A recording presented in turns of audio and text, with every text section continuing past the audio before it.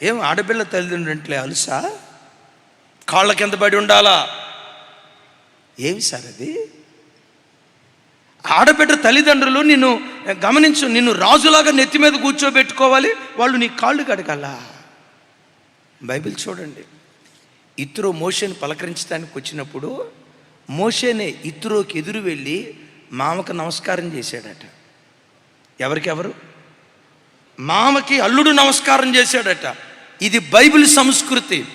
లోకంలో కొన్ని సంస్కృతులు ఉంటాయి. అమ్మాయిని పెళ్లి చేసి అల్లుడికి ఇచ్చేటప్పుడు కట్నం ఇచ్చారు, జరిపోలా.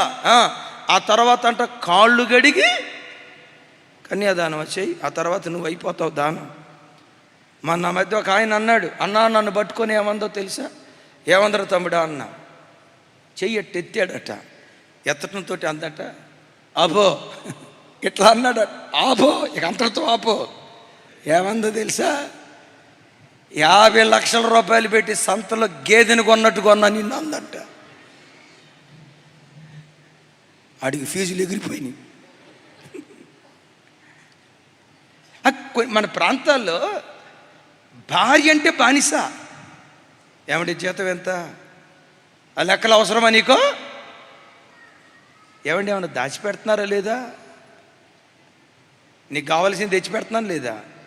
సైలెంట్గా ఉండు. అదొక కాపురమా? కొంచెం ఘాటుగా అంట. అసలు అలాంటి వాడు ఏం భర్త? బైబిల్ ఏమని రాస్తుందో తెలుసా? అవ్వ ఆదాములు దిగంబరులు అని రాస్తుంది. దాని అర్థం ఏంటంటే, దిగంబరులు అంటే భార్య దగ్గర భర్త దాపరికం ఉండకూడదు, భర్త దగ్గర భార్య దాపరికం ఉండకూడదు. వాళ్ళిద్దరూ ఏక శరీరం అని దేవుని వాక్యం మాట్లాడుతుంది. యేసయ్యకి మహిమ కలుగును గాక. లోకపు సంస్కృతి కాళ్ళు గడిగి కన్యాదానం చేయటం.